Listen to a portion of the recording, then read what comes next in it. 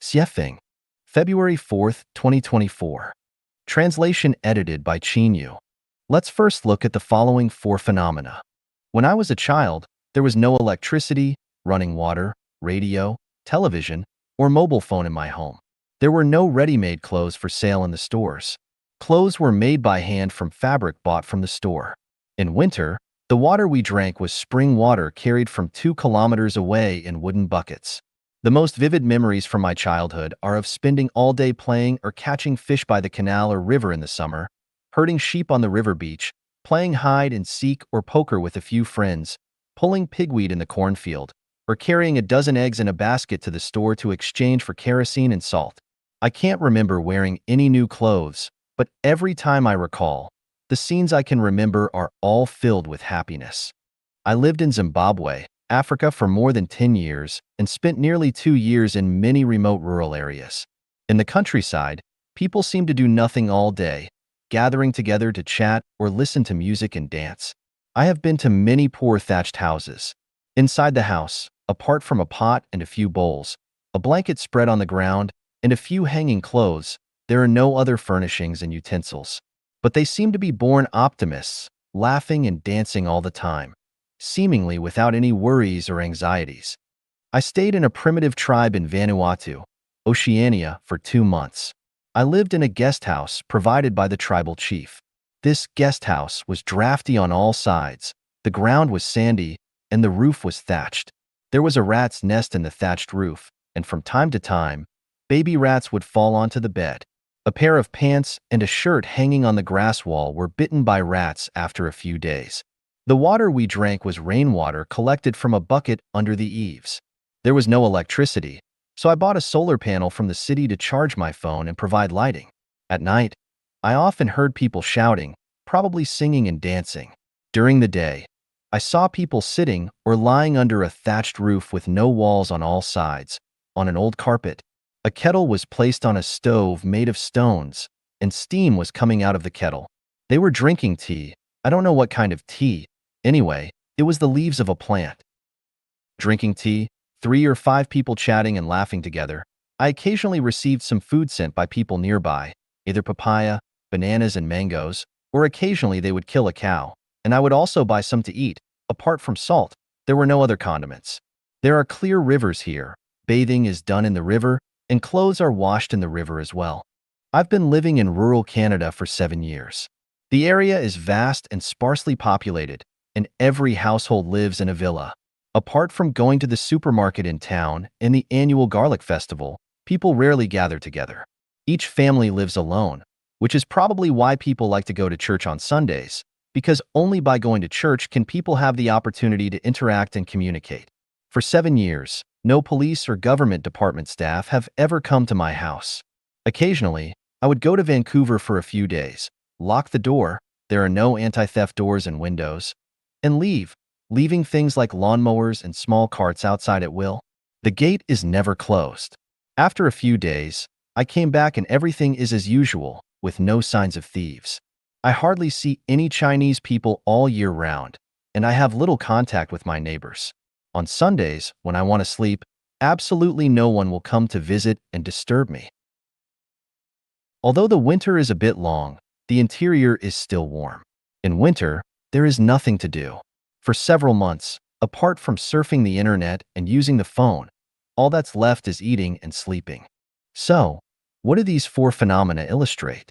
They illustrate the essence of happiness. 选最艰难的那条路走. Choose the hardest path. Xiefeng, February 13th, 2024. Translation edited by Qin Yu. Let's consider the following 8 paths, and we choose which one to take. Herding sheep, selling sheep, building houses, marrying, having children, and letting children herd more sheep.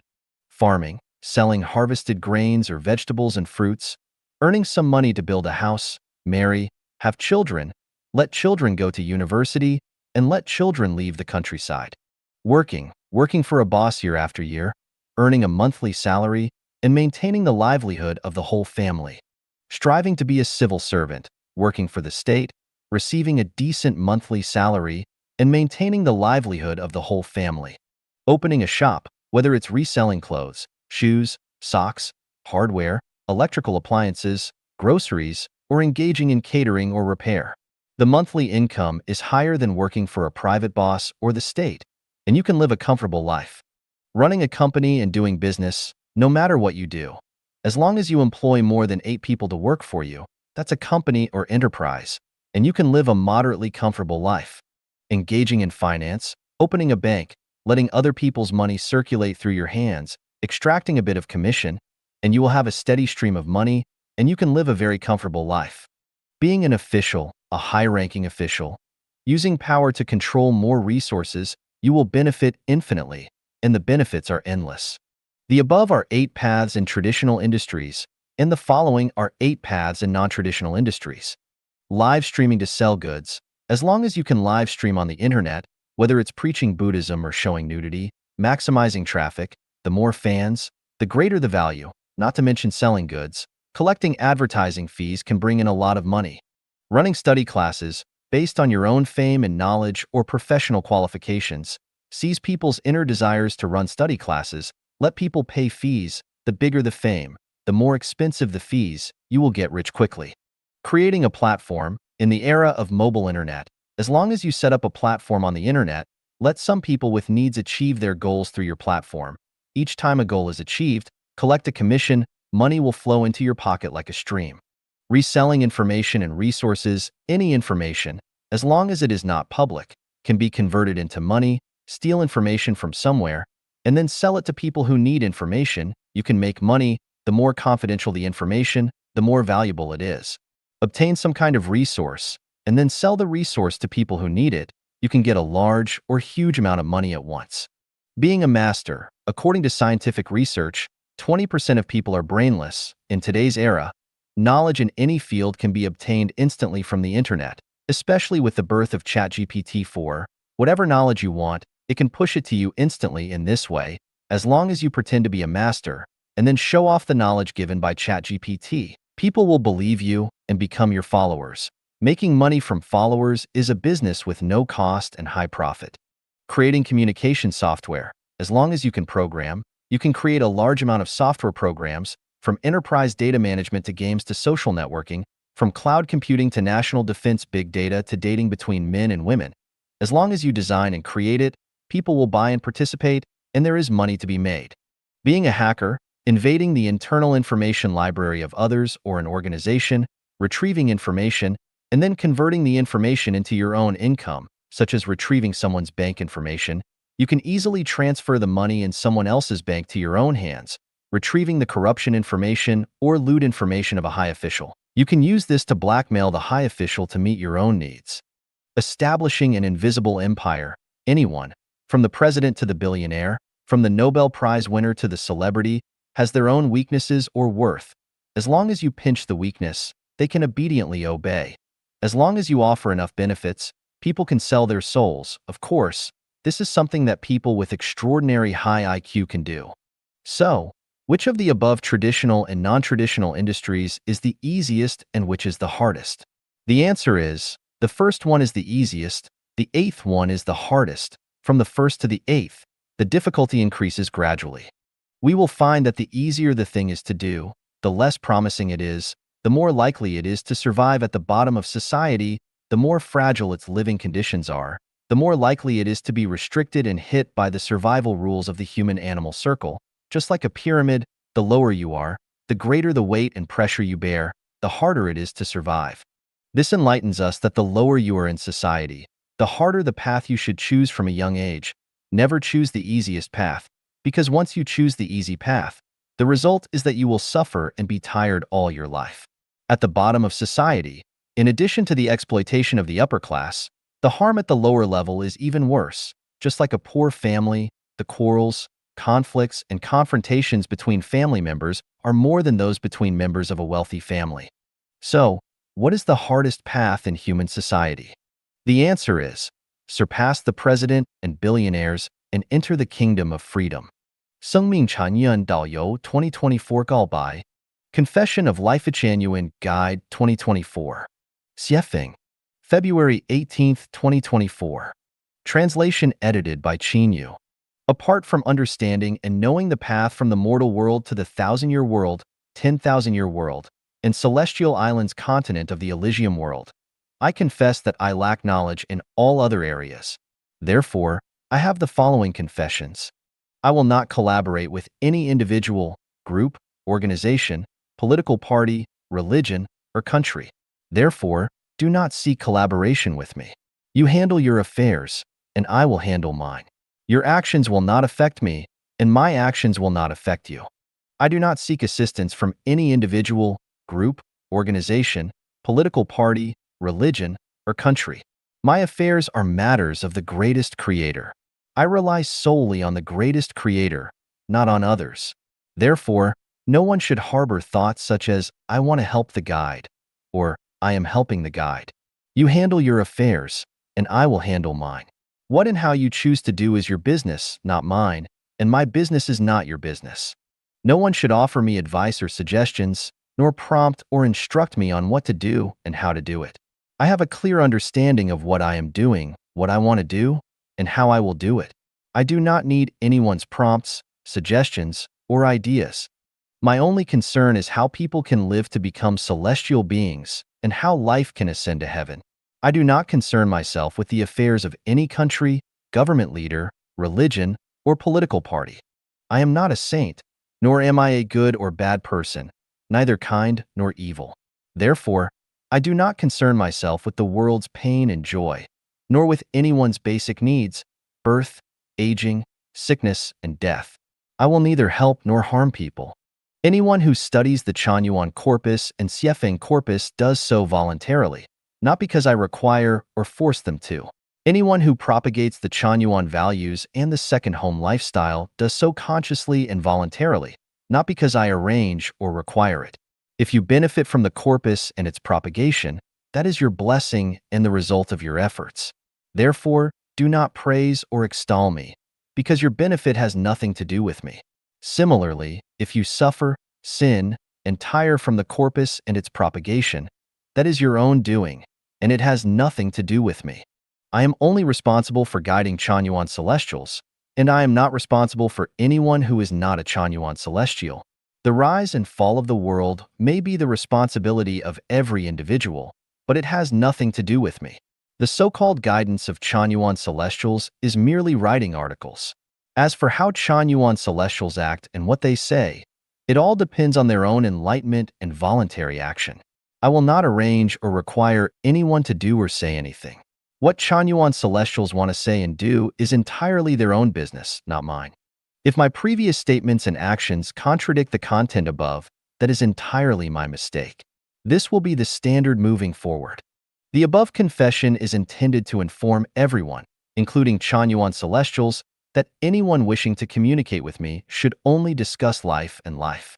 Avoid discussing any other topics as this can minimize communication costs and greatly save time and energy. Apart from life and life, I do not comprehend the rest, nor do I wish to. Thank you for your understanding and cooperation. 人无目标必平庸. People without goals must be mediocre. Siefeng, February 27, 2024. Translation edited by Qin Yu. The difference between mediocrity and excellence lies in one's goals. The grander the goal, the more exceptional the life. The smaller the goal, the more mediocre the life.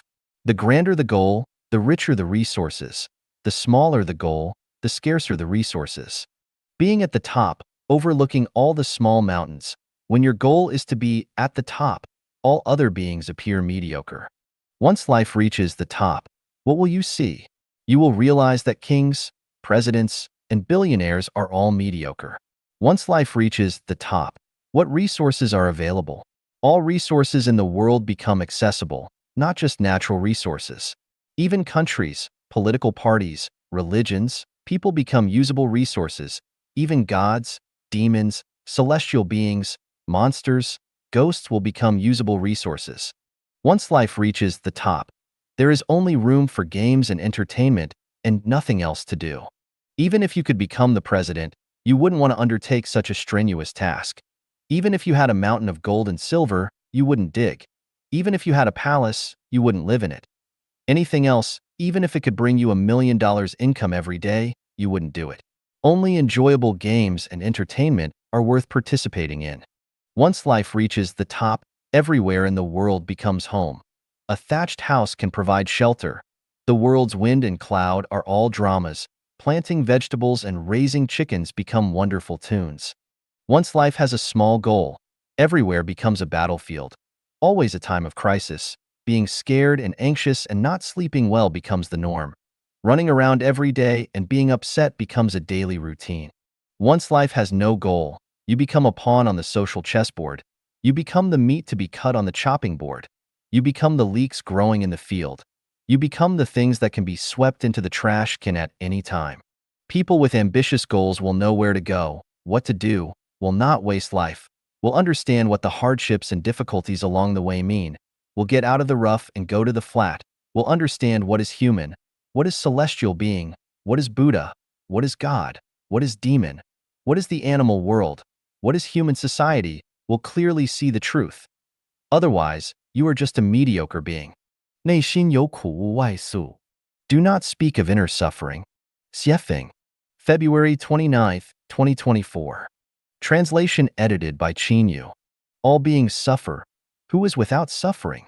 Food, clothing, shelter, transportation, birth, old age, sickness, and death are all sources of suffering.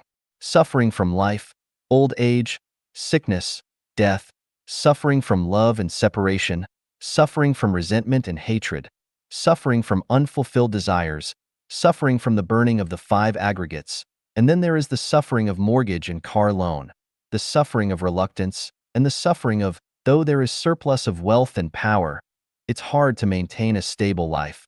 The elderly are often easily moved, and the autumn rain is hard to clear. It's often easy to start things but hard to accomplish them. It can be said, the whole family's suffering is hard to express. The sadness is heartbreaking. Everyone has suffering in their hearts.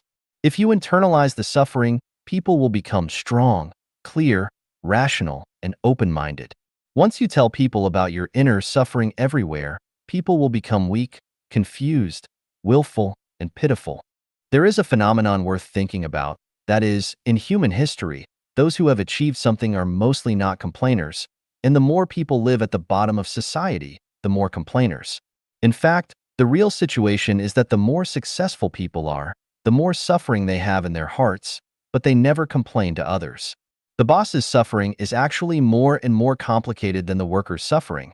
The president's suffering is more and more complicated than the common people's suffering, but the boss and the president do not complain. Suffering is a seed. If you suppress it in your heart, it cannot grow and sprout. Once you say it, it begins to sprout and grow, and you can no longer control it. Everyone has this kind of experience. Once you speak out the suffering in your heart, you will feel a little more relaxed, a little more comfortable.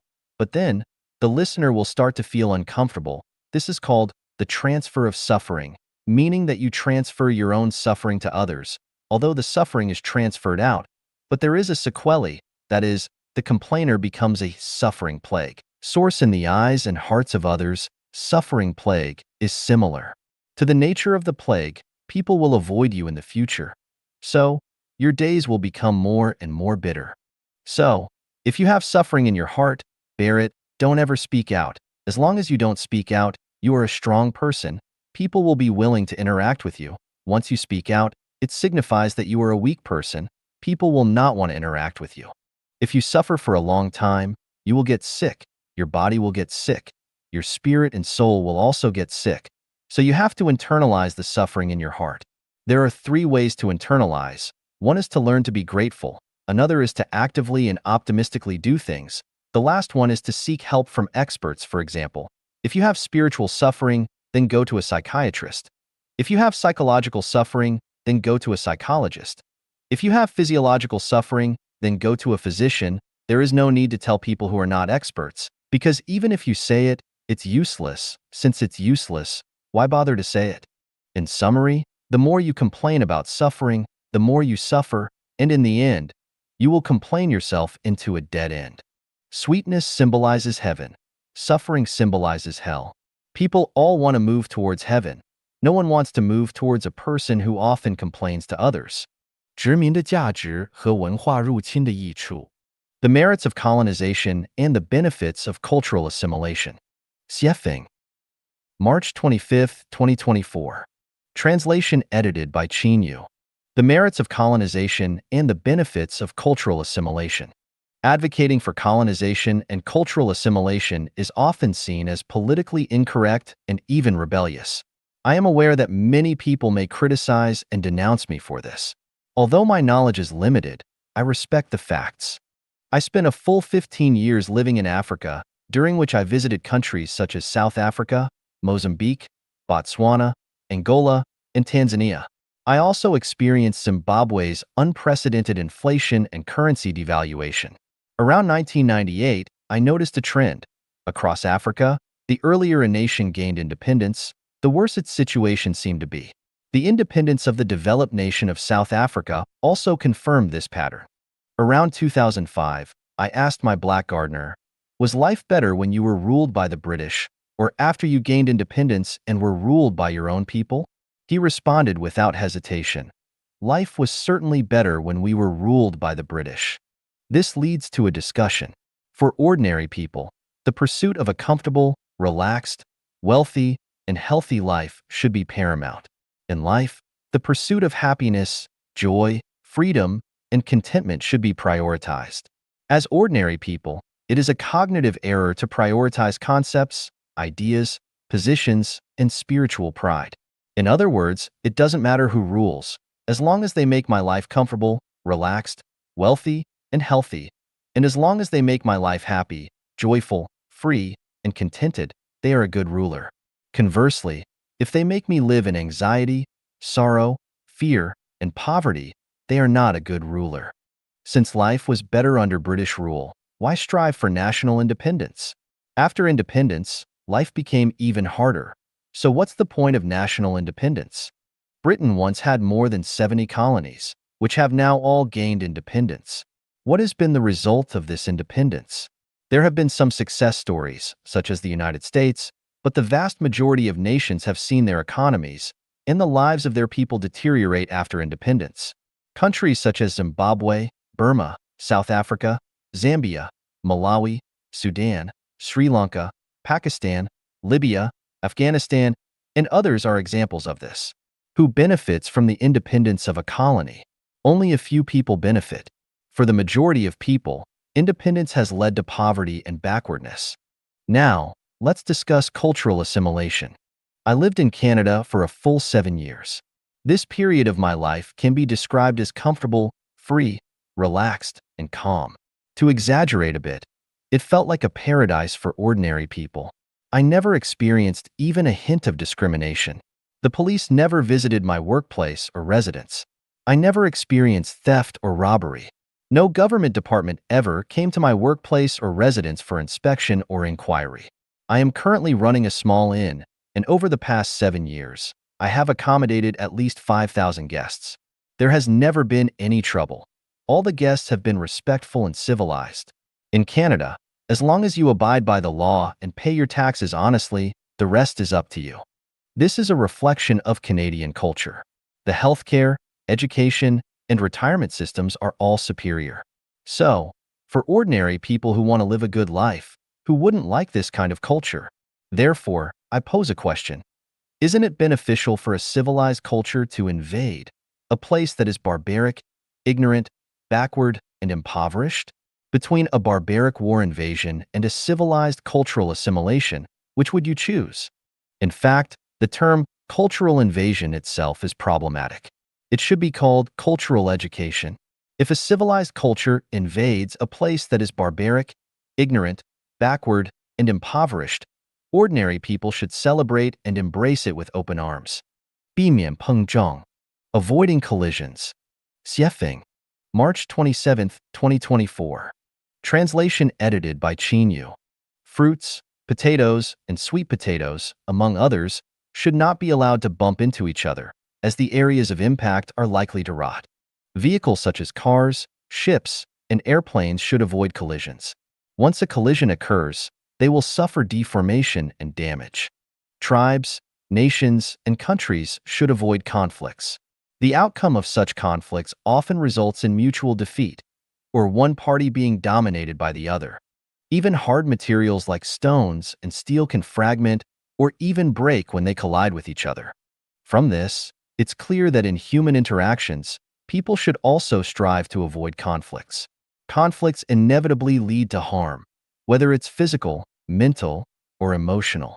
Any part of the body, once injured due to a collision, can lead to disability and lifelong consequences. When people resort to name-calling, belittling, insulting, and attacking each other with harsh, vulgar, and negative words, it damages both their spirits and souls. As the saying goes, hatred sown in the heart will sprout. This hatred can last a lifetime, and given the opportunity, revenge is almost inevitable. Quarrels, arguments, and debates between people are essentially forms of conflict. While bystanders may find inspiration or even benefit from them, the party who loses in these disputes can end up feeling defeated, much like the losing rooster in a cockfight, leading to depression and difficulty recovering. This is a form of harm. One of the differences between earthly life and the life in heaven is that on earth, people are constantly in conflict with each other, whereas in heaven, conflicts among people do not exist. Therefore, to determine whether a person possesses heavenly qualities, observe whether they are constantly in conflict with others. Even occasional conflicts suggest a lack of these heavenly qualities. Those who are constantly involved in quarrels, arguments, and debates have no place in heaven. Behaviors such as condemnation, nitpicking, belittling, criticizing, questioning, cursing, insulting, and attacking others are all forms of conflict that can hurt the other party.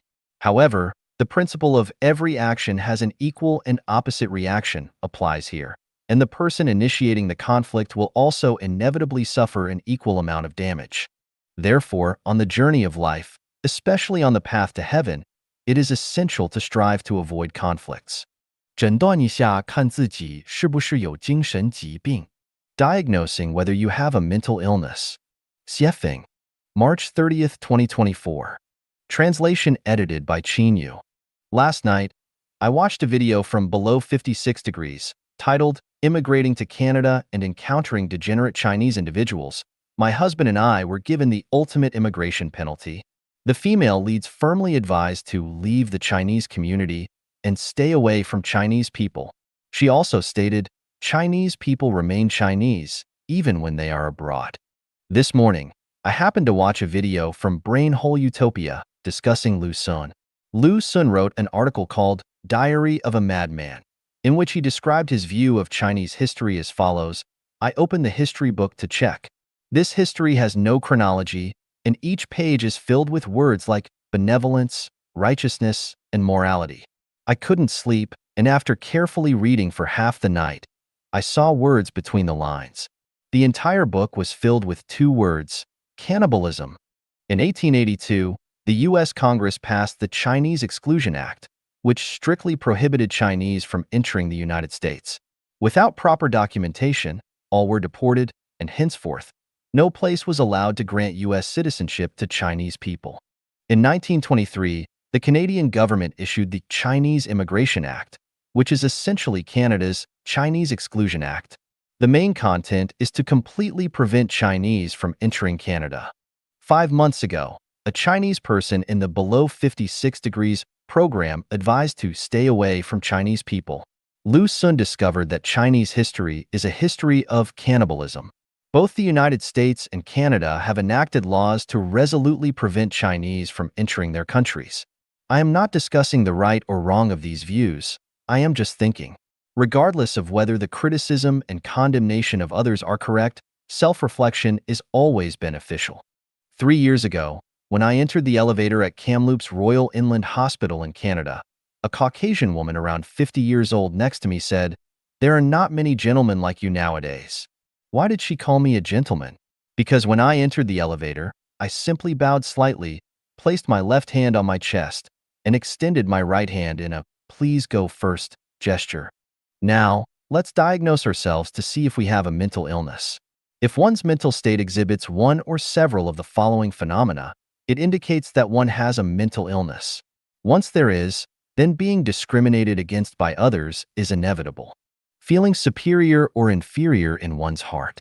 Feeling secretly happy when seeing others suffer, sin, be abused, and die. Enjoy bullying people weaker than oneself, flatter, and compliment people stronger than oneself. Arbitrarily judge others and qualify others based on hearsay and online comments. Always have doubts about everything, no trustworthy people. Indifferent to public affairs, everything starts from maintaining and expanding one's own interests. Only consider one's own feelings, not caring about others' feelings. Always complain and condemn others, never looking for reasons from oneself. Always in a state of anxiety, worry, fear, and resentment. Other medically recognized conditions such as delusional disorder, depression, schizophrenia, etc. If you exhibit any of the above 10 items, be careful, because you may have a mental illness. If you exhibit many items, it indicates that the mental illness is severe and requires treatment. 拥有100个妻子或100个丈夫之路. The path to having 100 wives or 100 husbands. Xiefeng. April 7, 2024. Translation edited by Qin Yu.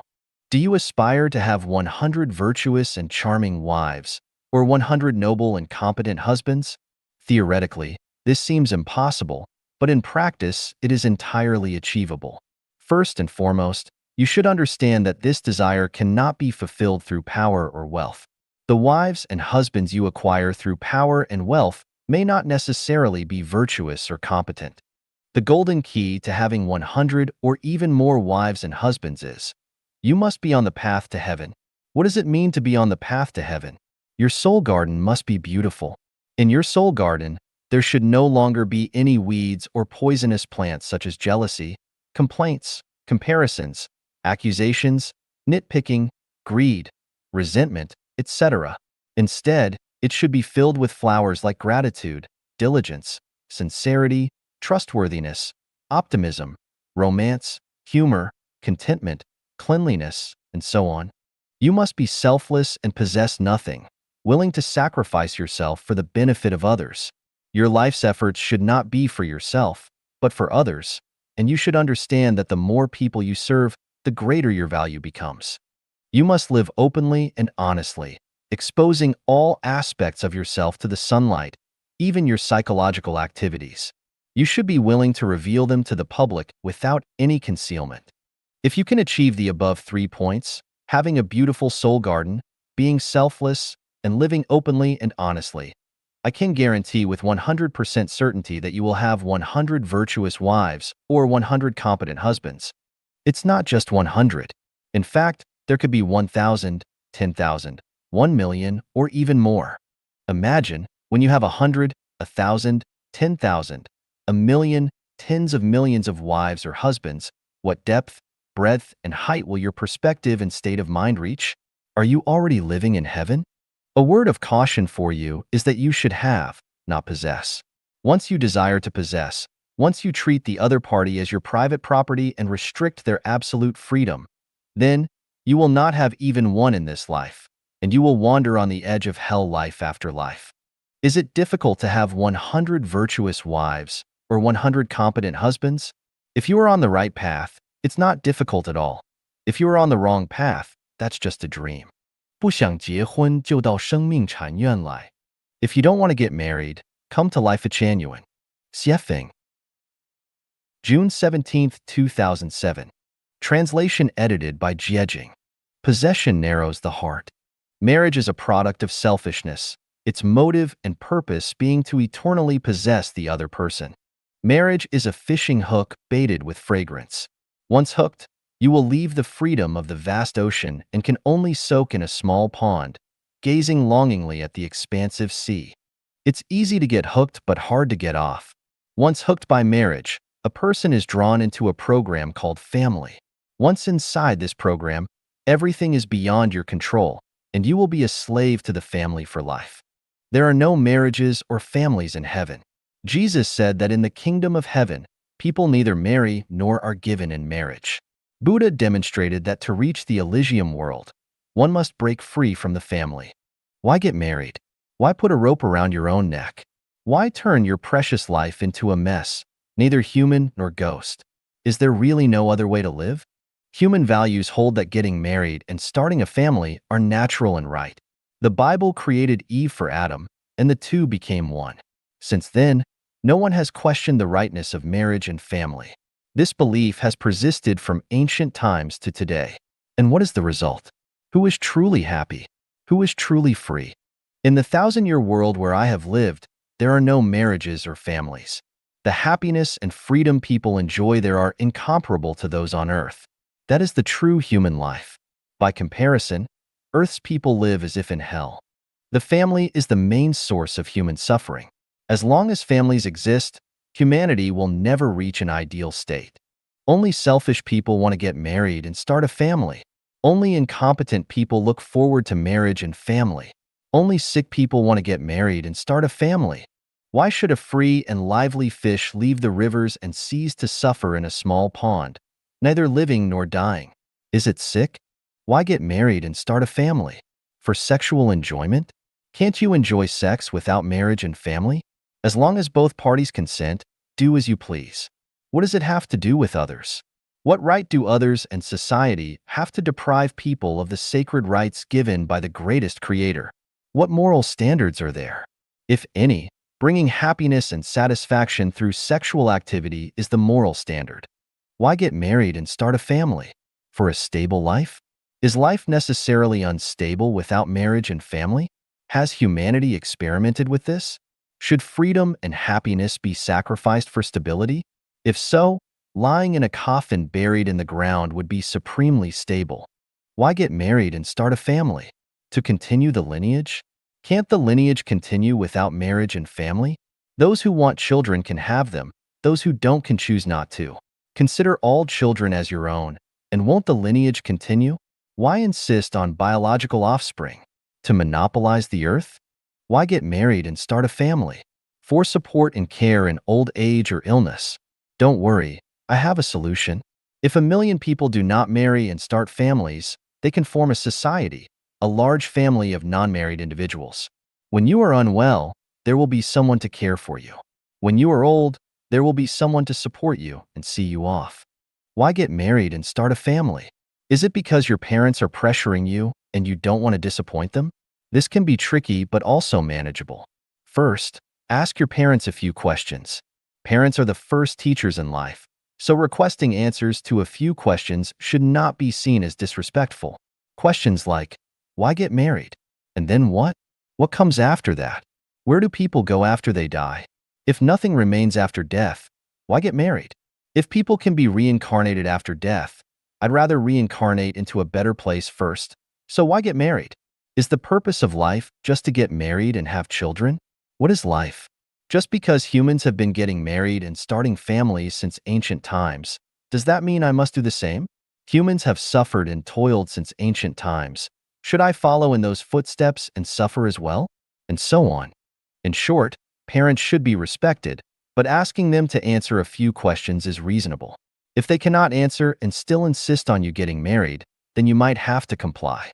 However, since they are the ones insisting, it is fair to expect them to provide housing, a car, and wedding expenses, and to help care for the children.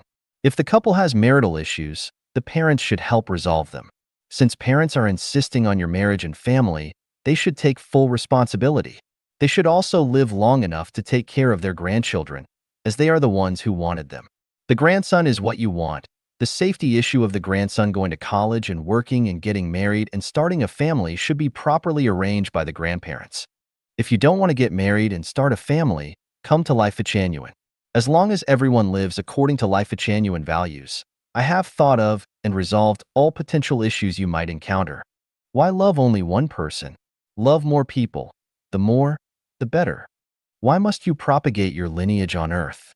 Spread it in the heaven. Still want to get married? Go ahead. Endure a lifetime facing a critical face. If you end up with someone with peculiar habits, you'll have to swallow your suffering silently. Want to read and meditate in your spare time? No way. Today, a distant cousin is getting married. Tomorrow, an uncle's sister-in-law is in the hospital. The day after, a distant Uncle Lou is having a funeral. You must attend all these events. You used to have just one set of parents. Now you have two sets. The number of relatives and friends has multiplied, and you must manage all these relationships. If your partner has a chronic illness, you can forget about having any leisure time for the rest of your life. If you want to give your parents some money, you need to apply for approval first. If it's not approved, you'll have to act like a thief, always on guard for those prying eyes behind you. Once caught, don't expect to be in a good mood for at least 3 days. When an old flame or a dear friend of the opposite sex calls after a long time, you might want to exchange sweet words, but you can only manage a few stiff sentences because someone is listening in. At a class reunion, you might want to express your heartfelt sentiments and let loose with old classmates, but with your spouse nearby, you have to behave to avoid misunderstandings and subsequent interrogations or scolding when you get home. Have a child, and if it's a prodigy, congratulations. But if the child is disabled, it will consume your worries for life. Remember, marriage and family are not novels filled with romantic plots. They are composed of numerous complicated and confusing details. Crying, making a fuss, and threatening to hang oneself, cursing, hitting, and wielding a knife are common and inevitable. Why get married? If you don't want to get married, come to Life Genuine. Let's figure out the best way to journey through life together. 近30次搬家的启示 Revelations from nearly 30 moves. Xiefeng. May 10, 2024. On April 28, 2024, after living for over 6 years in Lac La Hatch, I drove nearly 5 hours to move to the shores of Anaheim Lake, a vacation paradise. The snowy coastal mountains are clearly visible, and Anaheim Lake is vast, tranquil, and serene. Facing the lake and snow-capped mountains, backed by the vast primeval forest, I purchased this place, which includes 8 wooden houses that can accommodate 30 people, and leased the management rights to 800 square kilometers of forest land, establishing a secluded haven for the Chanyuan Celestials. Looking back on the places I've lived, I realized I've moved nearly 30 times. Anaheim Lake, Lac La Hatch, Vancouver, Vanuatu, Lijiang, along the banks of the Peacock River in Korla, Luntai, Kuka, Nanjing, Kunming, Anning, Chuxiong, Linsong, Mablerain, Belvedere, Mount Pleasant, Eastleigh, Marlborough, Greendale, Chitungwiza, Mbeer, Avondale, Yuzhong, Zhangye, Zhochuan, Xiaheking. In some areas, I moved 3 times, such as in Mount Pleasant, so in this life, I have moved nearly 30 times. What are the benefits of moving? Moving to a new place always fills one with curiosity and a sense of novelty, allowing one to appreciate different environments, house structures, and the ambience different spaces provide, and the joy of rearranging and setting up everything anew. It's an opportunity to discard many items that are seldom used or not needed, simplifying life. One can get away from troublesome environments and people. What are the downsides of moving? Moving is exhausting. Many things need to be repacked, and upon arrival, unpacked and arranged again. Sometimes, one can't handle it alone and needs to ask for help. From vacating the old residence to finding a new place, a series of procedures must be handled, and new addresses must be registered with relevant departments, companies, and individuals, which is not an easy task. The new place requires planning and development, including planting flowers and trees, so one is often busy creating a new environment. The most memorable revelation is that after becoming a Chanyuan Celestial, moving has become extremely easy. For example, when I moved from Lac La Hatch to Anaheim Lake, everything was left intact for other Chanyuan Celestials to live in, and I only needed to drive a car with some personal belongings to the new place. This is somewhat like moving in the 1,000-year world. Just speaking of moving, becoming a Chanyuan Celestial is indeed a great blessing and fortune. 人没有选择权. Humans have no choice. Xiefeng. May 17, 2024. In our youth, brimming with energy, we perceive life as a canvas of choices, people to meet, things to do, and paths to explore. Yet, as we age and reflect upon our past, we come to realize that we have no real choice. What we once thought were decisions of our own making were, in fact, orchestrated by an unseen force. These were the experiences we were meant to have, the paths we were destined to walk. Gazing up at the night sky, countless celestial bodies, present for decades, during my father's time, my grandfather's time, and even my great-grandfather's time, have been there, each moving rapidly in its assigned place, absolutely without the power to choose. Amidst the teeming masses, people rush about daily, seemingly making choices, aspiring, longing. But as one nears the twilight of life, it becomes apparent that our existence is choreographed by destiny. We have no choice. Who can choose their parents? Who decides their birthplace and time? Who selects their ethnicity or race? Who determines their gender and appearance? Who picks their siblings? Who has a say in their DNA? Even the circumstances, timing, and location of our death are beyond our control. Did we choose our spouse? Our children? Did we opt for the illnesses we endure? The people we encounter on life's journey, are they of our choosing?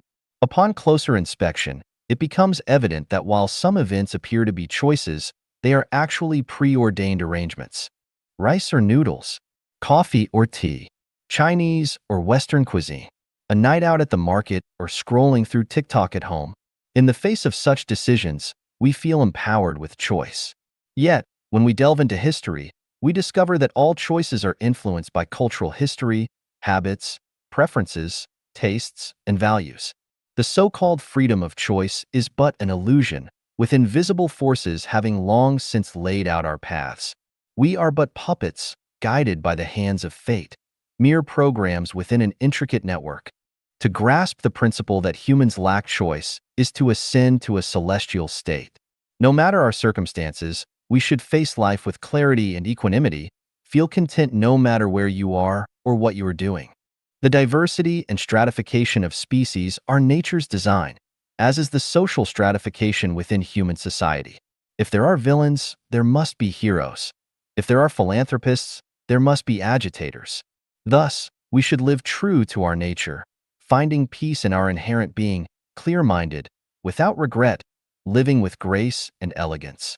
Concerns about success and failure, wealth and poverty, fame and infamy. These are self-imposed shackles, the torment of the mundane. Shatter these chains, and one discovers boundless optimism and freedom, with paradise at every turn. Why haven't regions like China, India, the Middle East, or Africa birthed technological civilizations, while Europe consistently leads the charge? The origins of different races reveal a grand design, not a question of intelligence or a desire for progress or regression. It's the narrative needed for humanity's grand play. With this understanding, every phenomenon seems logical, every twist entertaining. Immersed in nature's wisdom and masterful design, we see the folly in all man-made values. Marriage, family, kinship, nationhood, reputation, inheritance, glory, wealth, or poverty, all are but human fabrications, needless worries that cloud our existence. Only then do we uncover the joyous paradise of living in harmony with heaven and earth. What to choose? Choose nothing. Let the wind blow and the rain beat down, seasons shift, and the world transform. I will dance to my own rhythm, sing to the tune of fate, bloom spontaneously, and wander freely. Some fret over humanity's future. Fools! Do you believe humanity's destiny lies in our own hands? Do you think the future of livestock is in their control? We need not worry about humanity's future. Higher beings orchestrate and arrange it. Humans have no choice. The wise focus on living each day with ease and joy, embracing life's elegance and flair. History has settled in the riverbed, the present is etched by the past, and the future is already aligned with reason and the divine arrangement. There's no need for worry, no reason to struggle tirelessly, nothing to defend or protect, nothing worth risking life for. To bloom naturally is to earn the divine reward. Since we have no choice, all the better. We can take things as they are, associate with others by following natural come-and-go relations, act in accordance with one's intrinsic nature, and take advantage of opportunities as they arise. Our hearts, like clear mirrors, reflect the universe. Our spirits, like sprites, dance between heaven and earth, finding paradise wherever we go. 理性思维批判 Critique of Rational Thinking. Xiefeng. June 27, 2024. Translation edited by Qin Yu. using a large number of facts and phenomena as a basis to observe, compare, analyze, and summarize things or issues, then finding patterns through synthesis, and subsequently abstracting, generalizing, and determining the development direction or solving problems is rational thinking. Rational thinking is the thinking of wise people and belongs to advanced human thinking. Most humans do not possess rational thinking. Most people think based on instinct, focusing on wealth, power, reputation, and status. The reason humanity has not yet entered a civilized society is that the masses' thinking is too materialistic, while the wisest thinking is too rational. One could say that rational thinking is a significant obstacle to humanity's entry into a civilized society. Rational thinking, as a human thought process, has its limitations. No matter how meticulous and objective a person's thinking is, their understanding of the vast world and human nature is still like viewing a leopard through a narrow tube. It is not comprehensive and can easily neglect one thing while attending to another. Therefore, relying on human intelligence alone cannot establish a civilized society. Hence, planned economies are bound to fail. The stronger the government, the deeper the disaster. The core reason is that human rationality is limited and cannot consider the universal interconnectedness of things, which involves 64 factors. Just like scientists attempting to establish a unified field theory of the universe, it cannot be done because science only acknowledges 4 types of forces, ignoring the other 4. How can a unified field theory of the universe be established? Humans do not know what will happen tomorrow, so how can they plan? Locke regarded life, liberty, and property as the 3 main elements of natural human rights. Hayek believed that property rights are the core of market order and individual freedom. The primary reason countries like the UK and the USA have become relatively civilized and powerful is that they legally guarantee the sanctity and inviolability of private property. Even a thatched cottage is sacred and inviolable. The wind can enter, the rain can enter, but the king cannot enter. The essential characteristic of capitalism is to ensure the sanctity and inviolability of private property. It is almost impossible to build a system superior to capitalism based on human rationality or ideals. Therefore, the pursuit of communism and utopian ideal societies cannot be achieved. Not only that, but it will also cause disasters. Thus, the sanctity and inviolability of private property are a very just principle in human society. Ensuring the property of people like Musk is inviolable is certainly a blessing for the entire human society. However, the sanctity and inviolability of private property do not conform to the standards of the heavenly kingdom, nor do they meet the psychology and needs of the proletariat. This means that to elevate human character, soothe the minds of the proletariat, and lead humanity into a more advanced state of civilization, the sanctity and inviolability of private property cannot become a legal principle. However, infringing on legitimate private property is absolutely wrong and cannot be justified under any pretext. To make 99% of people live happily, freely, and joyfully, it cannot rely on a planned economy or a market economy. Relying on human rational thinking is definitely not the way. It is absolutely impossible to design an ideal social system with human wisdom alone. The so-called invisible hand of the market regulating things would mean returning to a jungle society where the strong prey on the weak and only the fittest survive. Can humanity enter a higher state of civilization by abandoning rationality and the market? Yes, it can. This can be achieved by simply copying and pasting the heavenly life mechanism. The second home created by Life Genuine is a copy of the production and living model of the 1,000-year world of the heavenly kingdom. This copying model avoids human rational intervention and the jungle law mechanism of the animal world. 为什么不让人在全球自由流动和迁徙? Why not allow free global movement and migration? Xiefeng, June 27, 2024. Translation edited by Qin Yu.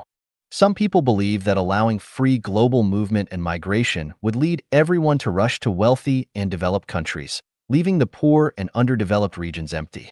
Others argue that free movement and migration would facilitate criminals, making it easier for them to evade legal sanctions, leading to increased global criminal activity. I want to ask, is the scenario you describe based on your imagination or reality? How did you reach this conclusion without trying it? Have all Chinese people moved to Shanghai? Have all Americans moved to New York? Have all citizens of the 27 Schengen countries moved to Switzerland? Do you think tourists will crowd only famous attractions? Where there is a drop, a waterfall forms. Once the drop disappears, the waterfall ceases to exist. When food is scarce, people scramble to buy it. When food is plentiful, no one rushes to buy it. The more restrictions there are, the more coveted and harder to obtain something becomes, the more it stimulates people's desire and impulse to break through and obtain it. Once restrictions are lifted, there may be an initial chaotic situation, but it will quickly ease and gradually become calm and stable. Once a person is full and satisfied, can they eat more even if a grand feast is presented to them? Have you seen all the birds in the world flying to places with abundant food? Have you seen all the fish in rivers, lakes, and seas swimming to the Indian Ocean? Have you seen all the mosquitoes and flies in the world migrating to the tropics? Do you still believe that everyone in the world will crowd into New York or Tokyo? As for crime, who believes that increased freedom will lead to more crime? Will places with high government control and tight surveillance have no crime? Furthermore, wouldn't reallocating the resources used for border checks and visa restrictions to crime prevention and combating be more cost-effective? In conclusion, free movement and migration have countless benefits for the public, but no harm. So why are the freedoms of global citizens still restricted? The core reason is, the personal interests of those in power would be harmed, so they do not allow ordinary people to be free. 种什么收什么. You reap what you sow. Xiefeng. June 29, 2024. Translation edited by Qin Yu. Nature gives us a simple and direct lesson. You reap what you sow. When we plant wheat in the field, we harvest wheat. When we plant corn, we harvest corn. For thousands of years, humanity has never observed a phenomenon where planting carrots yields watermelons or planting potatoes yields tomatoes. Can this lesson apply to other areas? For example, if we plant hatred in our hearts, will we harvest love? If we sow stinginess, will we reap generosity? If we plant anger, will we harvest joy? Moreover, if we consider human society as a field, what should we plant? If we sow selfishness, will we harvest selflessness in return? If we plant theft and robbery, will we reap living and working in peace and contentment? If we sow dishonesty and breach of trust, will we harvest trust and fidelity? Additionally, if we view the universe as a field, what should we plant? If we plant the belief that humans are the most intelligent beings in the universe, or humans can conquer heaven, or humans are the rulers of all things, or my fate is controlled by me, not by heaven, will we reap health, safety, freedom, and happiness? If the principle of you reap what you sow does not hold, why not do as you please? If the principle of you reap what you sow does hold, would you dare to act as you please? Human society has many negative phenomena, such as disease, hunger, turmoil, war, displacement, helplessness, hatred, infighting, deception, misfortune, and so on. If we consider these phenomena as fruits, are these fruits of our own making? We can analyze each specific phenomenon, tracing back its origins. For instance, someone has a headache, someone is in a car accident, a village is flooded, a family is exterminated, someone is imprisoned, one dynasty is overthrown by another, or current conflicts like the Russia-Ukraine war and the Israel-Palestine conflict. I may not have the ability to conduct such in-depth analysis, but I believe that in the greatest creator's field, the principle you reap what you sow holds true. In the devil's domain, it might be sow melons, reap beans, sow beans, reap melons. But one thing I can be sure of is that when we sow beans but reap melons, we are not far from misfortune, suffering, and hell. Dear reader, what have you sown in the past? What do you plan to sow in the future? 高维解决低维难题易如反掌. Effortlessly solving low-dimensional problems with high-dimensional solutions. Xiefeng. July 1, 2024. Translation edited by Qin Yu. There are no insurmountable problems, just raise the dimension. For Earthlings, immigrating to Mars might seem like a challenge, but for a high-dimensional being like Elon Musk, it's not a problem at all. Playing with a smartphone effortlessly in remote mountains without electricity or signal seems difficult for humans, but high-dimensional beings like Musk can solve it with ease. With the help of intelligent navigation systems, people can drive to unfamiliar big cities without a map, without getting lost, and without wasting time. Is it possible to have a face-to-face chat with someone thousands of miles away? From conventional thinking, it seems impossible, but today's smartphones have solved this problem. There is no such thing as impossible. There are only things that are not yet understood or beyond our current cognitive abilities. Once AI's IQ exceeds 200, all the world's nuclear weapons would automatically become inoperative. This is called a dimensionality reduction strike. Once the brilliance of the past is crushed by higher dimensions, decline is inevitable. When decay sets in, there will be no more crying or shouting. We once believed that marriage was a conventional aspect of life. Men marry and women marry off. However, with the advent of the second home, we have discovered that traditional marriage and family structures are an endless sea of suffering. Today, we see how ignorant and foolish all the teachings and efforts to maintain family harmony, guide parents in raising children, and so on truly are. Marriage and family are destined to decline, and any attempts or moral teachings to save them will only be futile struggles and helpless cries. The second home, being higher dimensional, makes traditional production and living modes look pitifully outdated. Humanity has struggled for thousands of years with problems such as corruption, theft, robbery, fraud, bullying, exploitation, gambling, prostitution, drug abuse, hunger, inequality, jealousy, conflict, turmoil, and war. Life genuine values and the second home model easily resolve these issues. What about countries? Countries that have seemingly existed for thousands of years and appear strong and stable will quickly crumble when AI arrives, becoming nothing more than a fleeting memory. Living through this era of transition, with daily exciting high-dimensional information emerging and witnessing earth-shaking changes, makes this time truly worthwhile. Experiencing such a spectacular era, a visit to this world is indeed worth it. 强势者不会有完美结局. The powerful will not have a perfect ending. Xiefeng, July 9, 2024. Translation edited by Qin Yu. Laozi said, "Nothing in the world is softer and weaker than water. Yet, for attacking the hard and strong, nothing can surpass it, because nothing can take its place. That the weak overcomes the strong, and the soft overcomes the hard, everyone in the world knows, but no one can practice it." He also said, "The strong and violent will not die a natural death. If a person is excessively domineering, it is not a good sign." Examples include Hitler, Saddam Hussein, Gaddafi, Ceausescu, and Stalin. If a father is domineering, his children and grandchildren will suffer, as often seen in family tragedies. If a mother is domineering, her children may become depressed, their spirits wounded, and their health compromised. If a husband is domineering, his wife will endure unspeakable suffering throughout her life. If a wife is domineering, her husband will live a life of unfulfilled aspirations and will die with regrets. If a neighbor is domineering, it will lead to discomfort for those around them. If a neighboring country is domineering, there will always be threats and invasions. If a colleague is domineering, disputes and conflicts will arise. If a leader is domineering, subordinates will become submissive and eventually face repercussions. Metal, wood, water, fire, and earth mutually generate and restrain each other, achieving harmony. The flourishing of all things relies on mutual coexistence and mutual prosperity. The dominance of any single side will lead to the withering of the others, and eventually, the dominant side will be left unsupported and face its downfall. As a father, inspire your children, but do not take over their lives. Allow them to have their own thoughts and plans, and do not suppress their ideas and pursuits under the guise of fatherhood. As a mother, provide love and nourishment but avoid excessive criticism and guidance. Do not make choices or decisions for your children.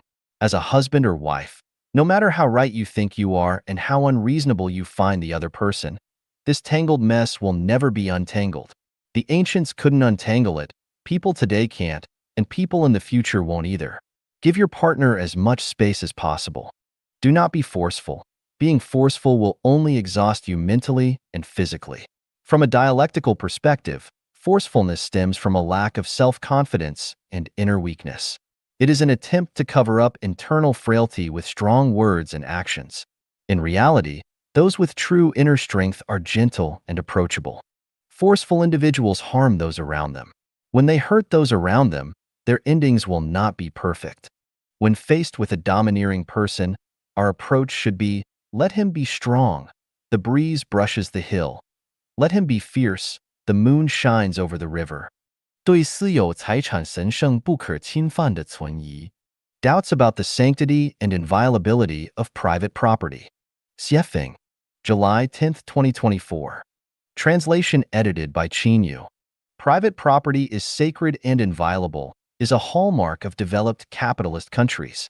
It is a sentiment shared by famous Western philosophers, thinkers, and sociologists.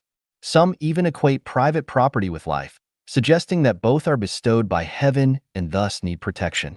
I support the view that private property is sacred and inviolable, as it is much more civilized than the brutal laws of the jungle. Any act of infringing upon someone else's property is a crime and a trampling on that person's dignity and life. Without protection for private property, society would devolve into a state akin to the animal world, making it impossible for humanity to enter a civilized society. However, I have doubts about what constitutes private property. My understanding is that things a person is born with are considered private property, such as eyes, nose, limbs, and body. Everything else is public property. Some might say that if someone catches a fish in a river, that fish becomes their private property. If someone harvests 400 kilograms of wheat from 1 mu of land, that wheat is their private property. If someone builds a house in a certain place, that house is their private property. I agree with this perspective. But let's examine if these are truly private property. A virtuous magistrate for 3 years, 10,000 taels of silver. Is this silver his private property? If a thief secretly steals $100,000 and uses it to build a villa, is that villa his private property? If someone forcefully takes over a coal mine and earns $1 billion, is that billion their private property? If a company manufactures and sells counterfeit drugs and earns $10 billion, is that $10 billion their private property? Under the doctrine, all the land under heaven belongs to the king. Does this mean that everything in the world is the king's private property? Here is the tree I planted. Here is the road I built. If you want to pass, you must pay a toll. If the tree and the road are the property of the person who built them, is charging a toll in line with the principle of private property is sacred and inviolable? Power comes from the barrel of a gun. Similarly, money comes from power, violence, trickery, extortion, and deception. Do the power and wealth derived from these methods count as private property? Private property is sacred and inviolable, is a cornerstone of civilization, a necessary condition for social development, and a vital factor in promoting productivity. However, the definition of private property must be clearly defined. Land can be bought and sold. Mineral resources can be bought and sold. Can lakes and rivers also be bought and sold? If someone buys a piece of land, a mineral resource, or a body of water, does that make it private property? Can they prohibit others from using the water or catching fish from these resources? Is this also in line with sacred and inviolable? If one day someone with extraordinary abilities claims the moon and then imposes a tax on moonlight for everyone on Earth, is this reasonable? I ask those who advocate private property is sacred and inviolable. If you are married, is your spouse your private property or public property? If it is private property, does this mean that people can be considered private property, making slavery completely correct and reasonable? If it is public property, would you agree to your spouse being considered a public spouse? The body is a person's inherent private property and should be considered sacred and inviolable, right? So, if a prostitute chooses to use her body as she pleases, why interfere, stop, or even criminalize it? If even a person's own body, which is an inherent private property, is not allowed to be freely arranged and is subject to moral condemnation and legal repression, isn't this ridiculous and hypocritical in the context of private property is sacred and inviolable? Absolute fairness is impossible. Absolute fairness hinders the development of social productivity and inevitably leads to widespread poverty and despair. But consider this. A farmer works hard all year but still struggles to make a living. while a financial speculator can earn tens of millions or even billions annually. Is this fair? Stop proclaiming private property is sacred and inviolable so loudly. If you truly care about the public and the advancement of society, think more about how to ensure people's well-being and happiness. For those living in a dilapidated house with a worn-out quilt, you should not insist on the sanctity of your tattered house and quilt. Once the principle of private property is sacred and inviolable becomes a universal moral and legal standard, your decrepit house and quilt will be instantly obliterated. This is because you will not be involved in the making or enforcement of laws, and your descendants will be impoverished. Private property will have no relevance to you. I'm a little envious of trees. Xiefeng, July 10, 2024. Translation edited by Qin Yu. Sitting by Lake Anahim and gazing at the lush trees along the shore, I suddenly felt a wave of melancholy. Damn it, I'm alive and yet I'm not as unrestrained and free as a tree. I couldn't help but feel envious of the trees. Trees don't have personal relationships or the troubles and pains that come with social interactions. Trees don't worry about food, clothing, shelter, transportation, aging, illness, or death. They simply grow naturally. Trees don't need to worry about or pay for electricity, taxes, water, land tax, internet fees, oil, or gas. Trees don't have to deal with any complicated and distressing administrative affairs. Trees don't worry about winter, nor do they need to think about heating. Trees don't argue with neighbors or distant trees about right or wrong. Trees quietly observe everything around them, leisurely enjoying and savoring the beauty of nature, almost like celestial beings. Trees have no sense of national borders, ethnicity, political parties, or religions. They seem almost like Buddhas. Trees don't wear pants, don't go to school, don't have to manage the emotions of parents, children, spouses, or worry about socializing with relatives and friends during holidays. Trees are cared for by nature. They just need to calmly enjoy their existence. They don't need to consider buying a car, getting a driver's license, or applying for an ID card or passport. Damn it, living as a human isn't as good as being a tree. How tragic. Will hitting a wall lead to enlightenment? Xiefeng, January 2, 2024. People often say, one doesn't turn back until hitting a wall, one's heart won't give up until reaching the Yellow River, and one won't shed tears until seeing the coffin. However, I would say that even after hitting a wall, people still won't turn back. Even after reaching the Yellow River, they still won't give up. And even after seeing the coffin, they still won't shed tears. Here's the evidence. Someone may divorce due to marital discord, which is like hitting a wall, but before long, they get married again, continuing to hit the same wall.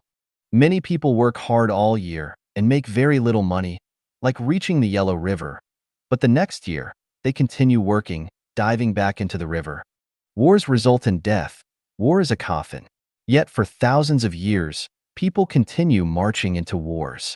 Not only do they not cry when they see the coffin, but they also don't shed a tear even after entering it. Let me ask you, dear reader, have you ever argued with someone? Arguing is like hitting a wall. But did you turn back? Next time you argue again, especially in marriage, where disputes are common, haven't you repeatedly hit the wall without turning back? Have you ever lost money at a casino? That's hitting a wall, isn't it? Yet, why do you keep going back to the casino? Even if you're battered and bruised, you still go. Is the wall made of cotton?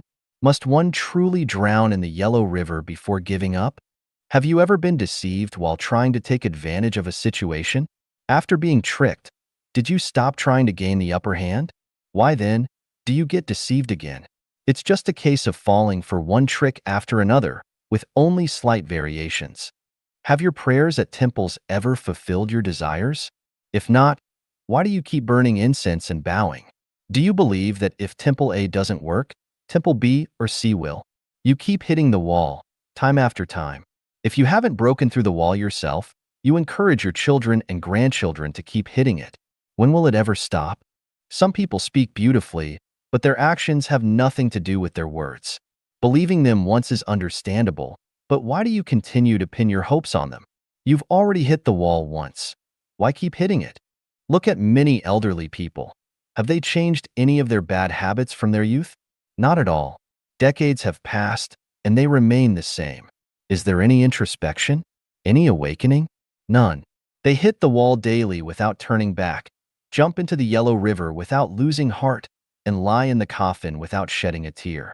Human society has advanced, but aside from the changes in production methods brought by scientific and technological progress, human nature hasn't fundamentally changed much from thousands of years ago. The conveniences of transportation and communication, and the abundance of goods, haven't elevated human nature by much. The person riding a bullock cart 100 years ago and the person flying a plane today are essentially the same. The person in a long gown a century ago and the person in a suit today are also the same. So, take a look. Keep observing. Every day, countless people keep hitting walls without hesitation, flocking to the yellow river without losing heart, and seeing the coffin without shedding a tear. They come one after another, endlessly. Alas, humanity. 无助状态下应保持的心态和行为 mindset and actions to maintain in a helpless state. Xiefeng, January 14, 2024. No matter who you are, whether a president, billionaire, expert, professor, entrepreneur, famous figure, or ordinary person, there will inevitably be moments when you find yourself in a state of helplessness. At such times, pleading to anyone, even praying, proves useless. You find yourself in a situation where the heavens do not respond to your calls, and the earth does not heed your cries. No matter what you try, you cannot escape the predicament of helplessness. Even emperors may hang themselves, presidents may be assassinated, wealthy entrepreneurs may jump off buildings, and experts and professors may drown themselves. These are true reflections of the helpless state, and ordinary people are no exception. Everyone has dreams and hopes for a life filled with joy, happiness, freedom, and fulfillment. Yet for thousands of years, only a few have truly achieved these aspirations. The vast majority either struggle in the bitter wind and rain or are overwhelmed by turbulent waves, leading to eventual sinking. People do not have the right to choose their parents, the era or environment of their birth, their appearance, or their ethnicity. They are powerless to change their circumstances, being pushed by the tides of the times from peaks to valleys and swayed by those around them. At times feeling excitement, at other times despair. When a landslide engulfs their loved ones, they are powerless. When floods come and submerge fields and homes, they are helpless. When struck by illness with no one to care for them, they must endure. When caught in a war zone, escape is impossible. And when debts become unmanageable, they are physically and mentally exhausted. What can be done? Do not blame heaven, earth, or others. Accepting fate is the best mindset. Only by accepting fate can one hope to change it. Blaming heaven, earth, or others will only worsen the situation, while thanking heaven, earth, and the Creator may offer a chance of escape. Resentment will only make things worse. Gratitude is the best remedy for overcoming hardship. Why accept fate? Because there is no alternative. Why accept fate? Because everything is self-created. It is the result of choices made over multiple lifetimes, as well as the outcome of one's haphazard and misguided efforts. When we explore the mysteries of the universe, we find that everything follows laws and principles. Everything that happens is neither accidental nor random, but inevitable. Understanding this helps us realize that our situation is of our own making. Heaven does not spare anyone nor unjustly harm anyone. Understanding this allows us to see the path our lives should take. The conclusion is that when we are in a helpless situation, the first step is to accept fate without blaming heaven, earth, or others. Maintain a calm and peaceful mindset, joyfully accept reality, and keep a heart full of gratitude, free from resentment. Finally, take action. Do your utmost to find a way out of the helpless situation. By doing so, there is hope of escaping from helplessness. In this way, heaven may guide us out of our troubles, perhaps even sending someone to help us along the way. Acceptance, gratitude, and action are the mindset and behaviors to maintain when in a state of helplessness. 集体潜意识和个人显意识的关系 The relationship between collective subconscious and individual consciousness. Xiefeng, May 9, 2023. We observe a phenomenon. The younger a person is, the better they are at using computers and smartphones, while older individuals struggle with the terminology and functions of these devices. We must ask, how do younger people, with less knowledge and shallower understanding, acquire the skills to operate computers and smartphones? The apparent explanation might be that the older a person gets, the harder it becomes to comprehend new knowledge and procedures. Their existing knowledge becomes an obstacle to learning and accepting new technologies. Conversely, younger people, with fewer ingrained barriers in their consciousness, are more open to understanding and adopting new knowledge and technologies. From this, we can infer that those with more knowledge may become obstacles and resistors to societal progress and the evolution of civilization, much like how a nation or ethnicity with a long history tends to have weaker innovation capabilities. According to the principle of entropy, the more closed a system is, the more rigid and resistant to change it becomes. Conversely, the more open a system is, the more flexible, dynamic, and vibrant it is. Let's look at another phenomenon. One dog barks at a shadow, and 100 dogs bark in response. In a village at night, if one dog starts barking, all the household dogs join in. The first dog may have seen a stranger, but the others are merely responding to the noise. On the street, if one dog bites a person, other dogs may join in, indiscriminately attacking. When mainstream culture dominates, any non-mainstream culture that emerges is instinctively criticized and attacked. In a group, if a few people kneel and begin to worship a certain figure or object, others will often follow without thinking.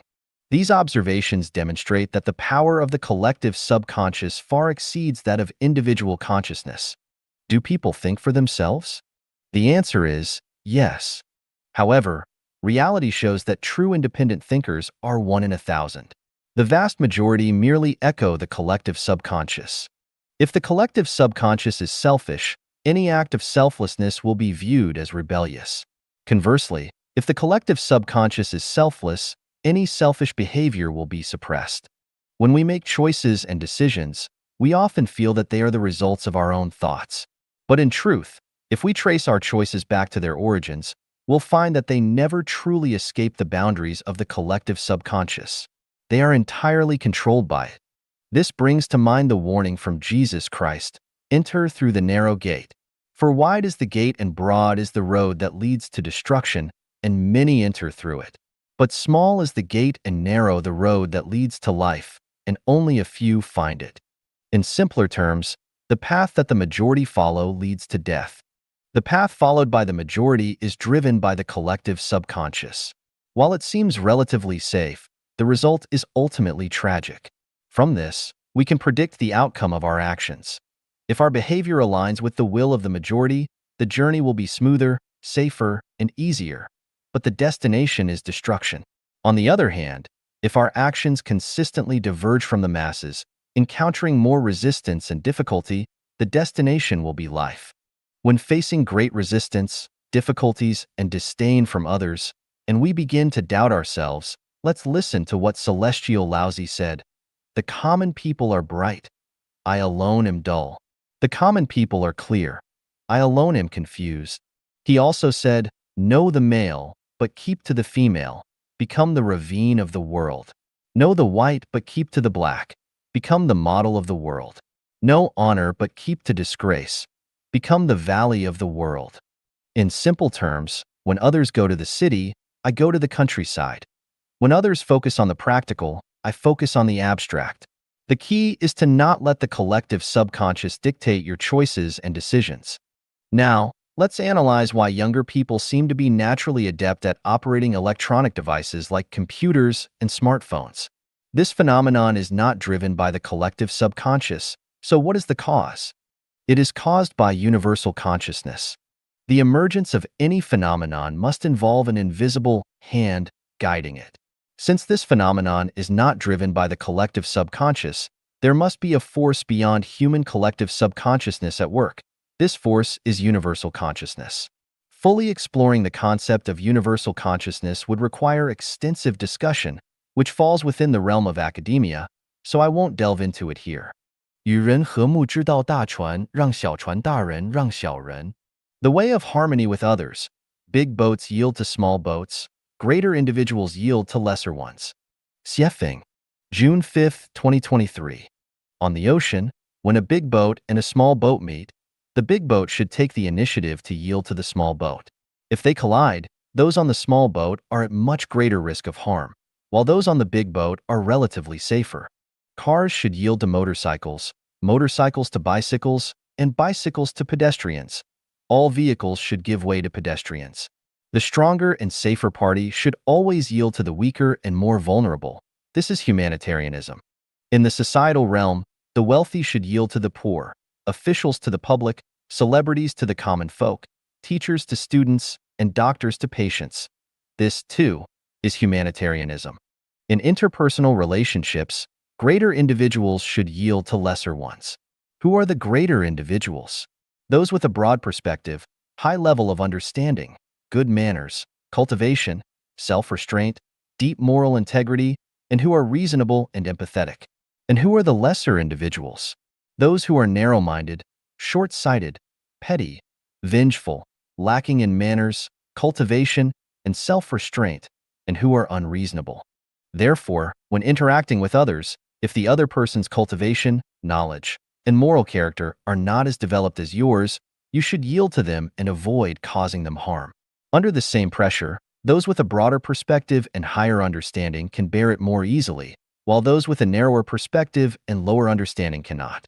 For instance, 100 yuan may be just a tip for a rich person, but could be a lifeline for a poor person. Losing 100 yuan might not matter to the rich, but for the poor, it could mean going hungry that day. If you are spiritually and emotionally rich, you will always yield to others. If you are spiritually and emotionally poor, you will argue fiercely, stand your ground stubbornly, and leave others with no room to maneuver. If you see someone endlessly arguing with a pig, there's no need to analyze further. The person who is arguing with the pig shares the pig's consciousness and understanding.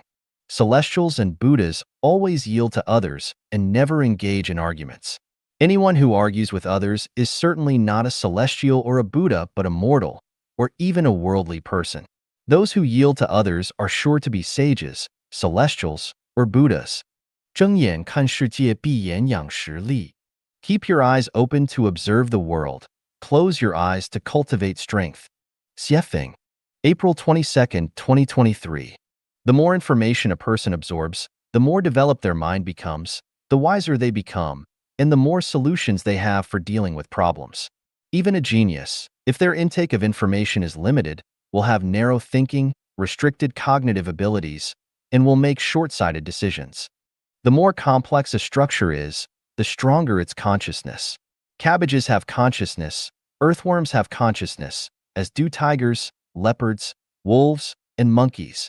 Humans rise above all other creatures because they can learn, absorb information, and draw conclusions from experience. This is why the human brain is more complex than that of other animals and plants. ChatGPT is smarter than humans because it has absorbed far more information. From this, we can see that whoever absorbs the most information possesses superior wisdom and ability. This tells us that we must keep our eyes open to observe the world and absorb as much information as possible from all fields: philosophy, science, religion, politics, culture, art, customs, and beyond. We must also stay updated on the current natural and social dynamics around the world. Only by doing this can we hope to make the best judgments and choices. Are the Life-Genuine values and the second home model the best? Only through comparison can we determine this.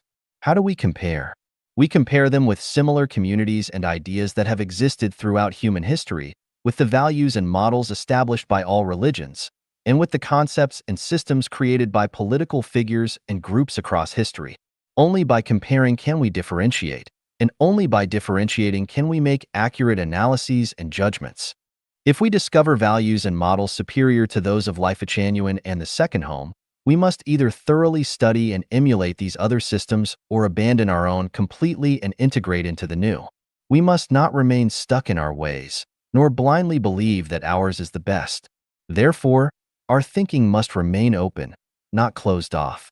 Close your eyes to cultivate strength means that after widely absorbing information, we must sift through it.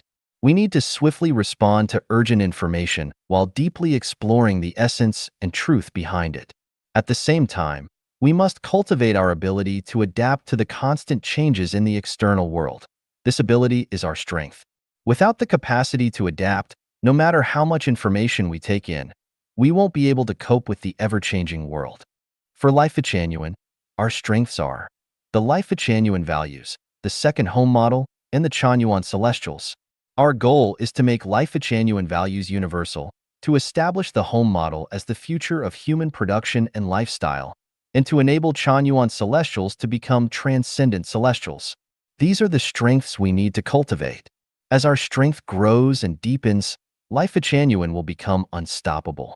Having advanced values alone is hollow. Having the home model alone is unsustainable. Having the Chanyuan Celestials alone would lead to disorder when challenges arise. However, when the values, model, and Chanyuan Celestials are integrated into a single, harmonious system, they create a powerful and profound strength. As long as we keep our eyes open to observe the world, avoid blind arrogance, continuously refine our values, and constantly improve and perfect our production and living model, remaining flexible and adaptable rather than rigidly adhering to dogma, and as long as the Chanyuan Celestials continually correct their misunderstandings and mistakes, we should not underestimate ourselves, even if we are just seedlings now. One day, this seedling will grow into a towering tree, providing shade to many and bearing fruit to feed and nourish those in need. 什么是应对世界信息变化的能力？答疑先问。